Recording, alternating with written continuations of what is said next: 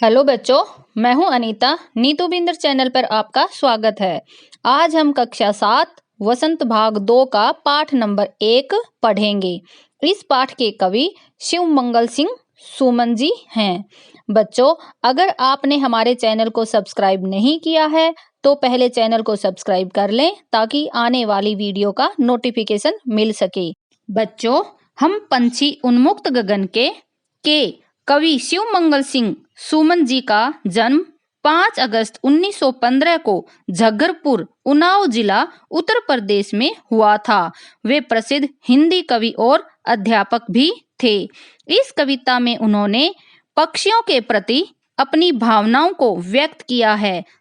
साहित्य प्रेमी सुमन जी का निधन 27 नवंबर 2002 में दिल का दौरा पड़ने के कारण उज्जैन, मध्य प्रदेश में हो गया था। बच्चों, आपने पिछली कक्षा यानी छठी कक्षा में भी वसंत भाग 1 का पाठ नंबर 1 वह चिड़िया जो कविता पढ़ी थी, जिसके कवि केदारनाथ अग्रवाल जी थे। और आज हम वसंत भाग 2 का पहला पाठ भी पक्षियों से संबंधित ही पढ़ेंगे। कवियों को पक्षियों से बहुत ज्यादा प्यार होता है। जैसे पक्षी आजाद रहना चाहते हैं, वैसे ही कवि भी बंद कर नहीं रहना चाहते। वे गलत के प्रति अपनी आवाज उठाते हैं और जो अच्छा होता है वे अच्छा ही अपनी कविता में उन शब्दों को पिरोते हैं। आइए बच्चों, हम पहले ये कविता पाठ लय के साथ पढ़ेंगे, फिर उसका भावार्थ समझेंगे। हम पंछी उन्मुक्त गगन के। हम पंछी उन्मुक्त गगन के, पिंजरबद्ध न गा पाएंगे, कनक तीलियों से टकराकर पुलकित पंख टूट जाएंगे। हम बहता जल पीने वाले, मर जाएंगे भूखे प्यासे, कहीं भली है कटुक निबोरी, कनक कटोरी की मैदा से। स्वर्ण श्रृंखला के बंधन में अपनी गति उड़ान सब भूले, बस सपनों में देख रहे हैं तरु की फुनगी पर के झूले। ऐसे थे अरमान की उड़ते, नीले नभ की सीमा पाने, लाल किरण सी चोंच खोल चुगते तारक अनार के दाने। होती सीमाहीन स्थिज से इन पंखों की होड़ा होड़ी, या तो स्थिज मिलन बन जाता या तंती सांसों की डोरी। नीड़ न दो चाहे टहनी का, आश्रय छिन भिन कर डालो, लेकिन पंख दिए हैं तो आकुल उड़ान में विघन न डालो। बहुत ही प्यारी कविता है ये। आइए बच्चों, अब इसका हम भावार्थ समझते हैं। हम पंछी उन्मुक्त गगन के। पंछी पक्षी या चिड़िया, उन्मुक्त बंधन रहित, आजाद, गगन आसमान। पिंजरबद्ध न गा पाएंगे। पिंजरबद्ध यानी पिंजरे में रहकर, पिंजरे में बंद रहकर हम नहीं गा पाएंगे। कनक तीलियों से टकराकर, कनक तीलियों यानी सोने की सलाखें। पुलकित पंख टूट जाएंगे। पुलकित यानी कोमल। बच्चों, यहाँ पर पक्षी कह रहे हैं हम खुले आसमान में उड़ने वाले प्राणी हैं, पक्षी हैं। हम पिंजरे में बंद होकर खुशी के गीत नहीं गा पाएंगे। आप भले ही हमें सोने से बने पिंजरे में रखो, मगर उसकी यानी पिंजरे की सलाखों से टकराकर हमारे कोमल पंख टूट जाएंगे। हम बहता जल पीने वाले, मर जाएंगे भूखे प्यासे, कहीं भली है कटुक, कटुक यानी कड़वा, निबोरी यानी निम्बोली, नीम का फल, कनक कटोरी सोने से बना हुआ बर्तन, मैदा से बने पकवान। पक्षी कह रहे हैं हम तो बहते झरनों नदियों का पानी पीते हैं। इस पिंजरे में रहकर हमें कुछ अच्छा नहीं लगता। हम भूख और प्यास से मर जाएंगे। हमें तो पेड़ों की कड़वी निम्बोली ही पसंद है। सोने की कटोरी में जो तुम हमें पकवान देते हो वो हमें नहीं चाहिए। स्वर्ण श्रृंखला के बंधन में, स्वर्ण श्रृंखला यानी सोने की जंजीरें। अपनी गति उड़ान सब भूले, गति यानी रफ्तार, बस सपनों में देख रहे हैं।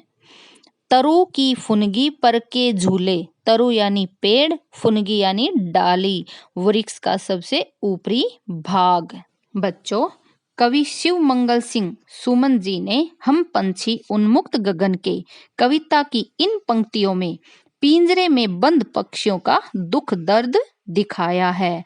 हम पक्षी सोने की इन जंजीरों में बंद होकर अपनी उड़ान की कलाएं और तेज उड़ना सब भूल गए हैं। बस अब सपनों में ही देखते रहते हैं कि कभी बादलों में उड़ा करते थे, कभी किसी पेड़ पर बैठा करते थे और कभी किसी पेड़ पर। अब तो पेड़ की सबसे ऊंची डाल पर बैठना हकीकत में तो नहीं हो पाता, बस सपने में ही बैठ सकते हैं। बच्चों, पिंजरे में रहकर पक्षी उड़ना भूल गए हैं। पहले जब उड़ते थे तो अब वे सब सोचकर पक्षी उदास हो जाते हैं। ऐसे थे अरमान की उड़ते, अरमान यानी इच्छा, नीले नभ की सीमा पाने, नभ यानी आकाश, लाल किरण सी चोंच खोल, लाल किरण सी यानी कि पक्षियों की अपनी लाल चोंच, चुगते तारक अनार के दाने, तारक यानी तारे, और अनार जैसे अनार में जो दाने होते हैं ना, उनको ये तारों की संज्ञा दी है।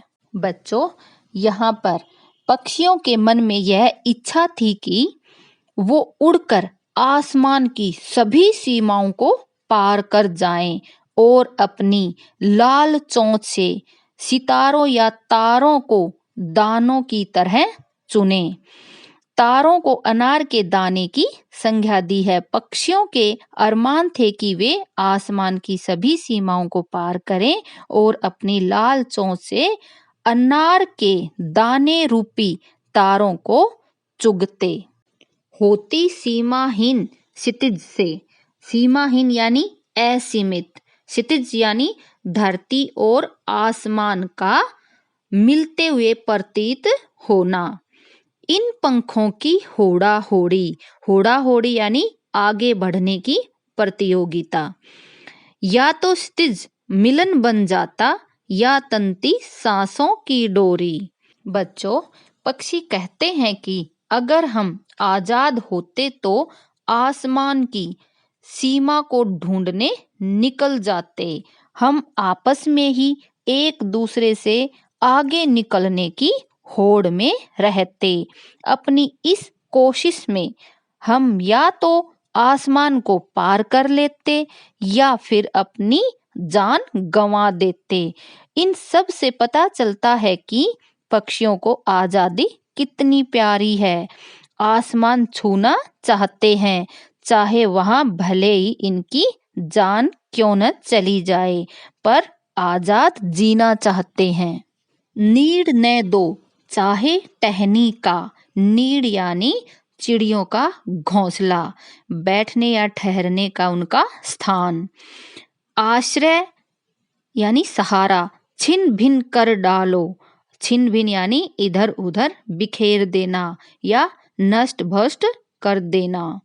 लेकिन पंख दिए हैं तो आकुल यानी उड़ने के लिए बेचैन होना। उड़ान में विघन न डालो, विघन यानी रुकावट। बच्चों, पक्षियों ने इन पंक्तियों में मनुष्यों से उन्हें स्वतंत्र कर देने की विनती की है।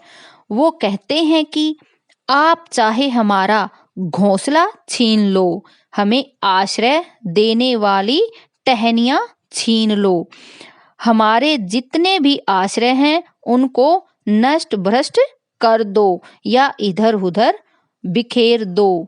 लेकिन भगवान ने हमें पंख दिए हैं तो हमसे उड़ने का अधिकार मत छीनो। हम उड़ने के लिए बहुत बेचैन हो रहे हैं, व्याकुल हो रहे हैं।